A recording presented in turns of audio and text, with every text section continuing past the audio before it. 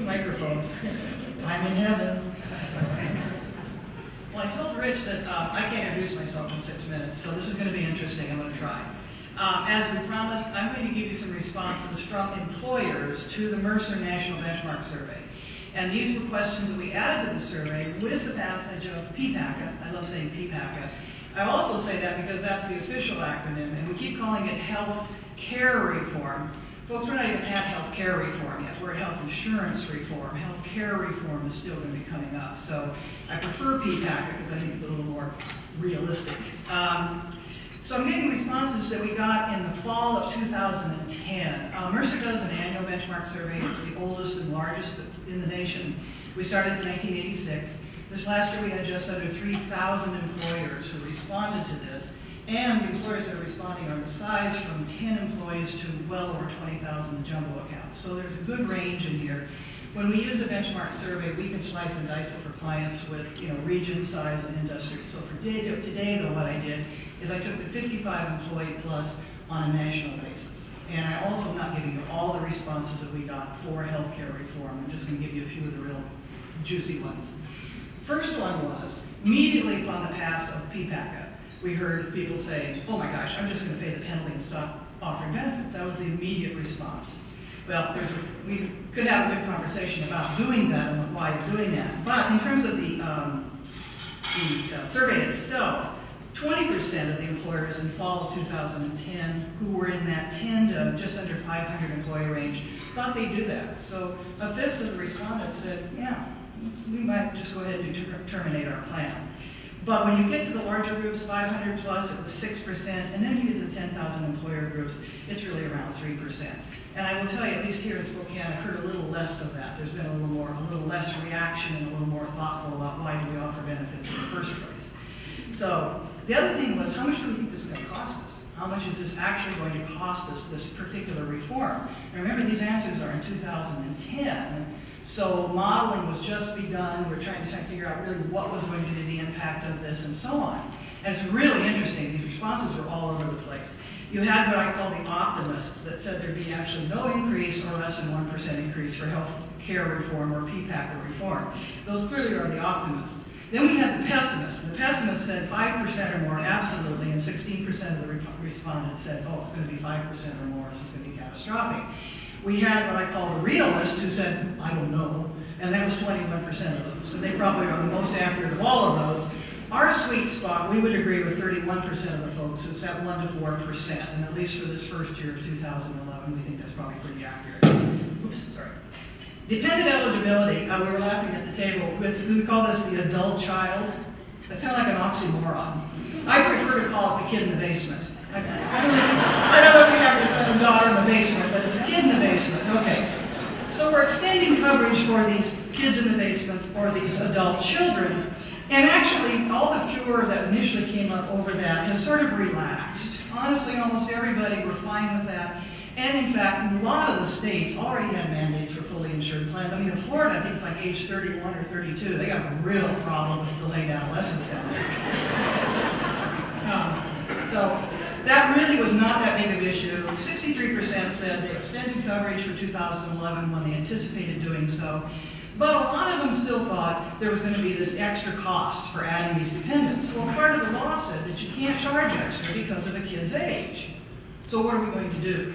So in the fall, anyway, a lot of folks are saying, well, we're going to change our tiers, how we rate, how we have employee only. We go to employee plus 1, employee plus 2 or more. And that way we'd be able to get a little bit more income coming in from the employees as their contribution level.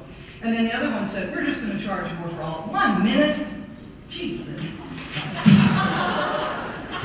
This is interesting stuff. Okay. 2014, I'm going to really go fast on this one.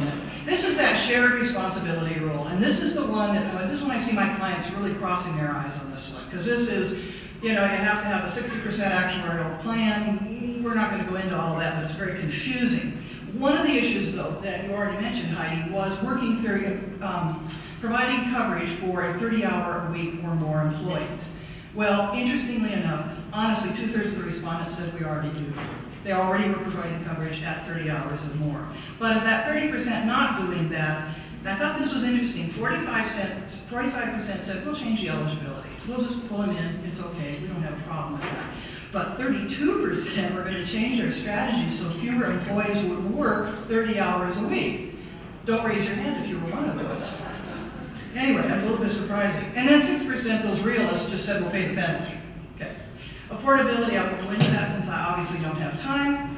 Auto enrollment, Heidi mentioned auto enrollment. This does apply to the 200 employee groups and more. So if you are not at that level, you can sort of tune off at this point.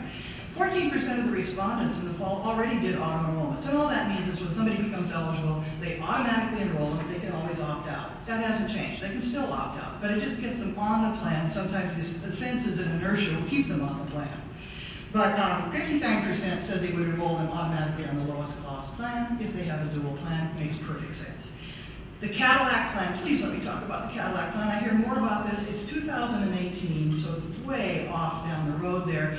This is the proposed 40% excise tax. If you have a benefit plan that is Cadillac, it's higher benefits, the numbers are out there for coverage, what the value of the plan is. Well, 3/4 of our respondents said, we don't think we're going to trigger the tax. I'm telling you right now, that's very optimistic. Put them in that optimistic category.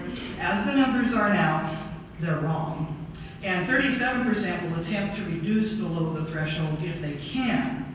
23% said they'll do whatever necessary to get the plan under that Cadillac plan. So start looking for some of these higher deductible plans, more of the HRA, HSA, that sort of thing coming out as part of the response to the Cadillac plan. And then we have our 3% doing nothing because they don't think it's going to happen, I bet.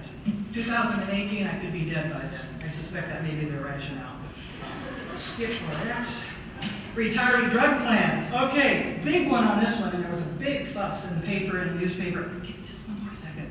About what this was going to cost groups that had retiree drug plans to provide retiree coverage. And they said, oh my gosh, it's going to cost them millions of dollars.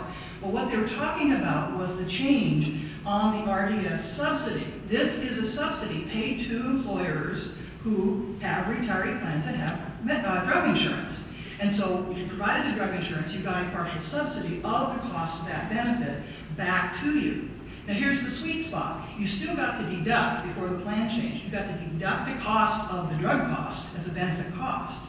You got to take the subsidy as income, non-taxable. Nice double dip. So what PPACA did was change that and said, well, no, you're going to pay tax on the subsidy. So that's what the furor was about. You could still deduct it as a benefit, but it was now taxable income when you got the subsidy back. Okay. Let's go any more on that. Mental health parity. Guess what? Mental health parity was not part of PPACA. People get very confused about that. Mental health parity started in 2008. And what exactly was it? Simply said, mental health parity was covering mental health and substance abuse as any other medical condition. But it couldn't possibly be that simple. It just didn't happen because 93% said, oh, we've already got that in place. Well, as the regulations came out, now what we're finding, what we're doing in our office is there's both qualitative and quantitative reviews. Well, quantitative is pretty easy. That's your co-pays, that's your maxims, all that. Qualitative is things like if you require prior authorization for something that would be considered a substance abuse, which includes tobacco, smoking cessation programs, all of that, that also is the qualitative. So what we're now looking at is having to go back and go through literally your SPDs, your documents line by line, find those discrepancies and solve those. So that goes clear back to 2008, and we're still sorting that out. So this will be a continuing dialogue, hopefully with more than 6 minutes to discuss it. Did I make any, was I even close? Sort of close. Thank you.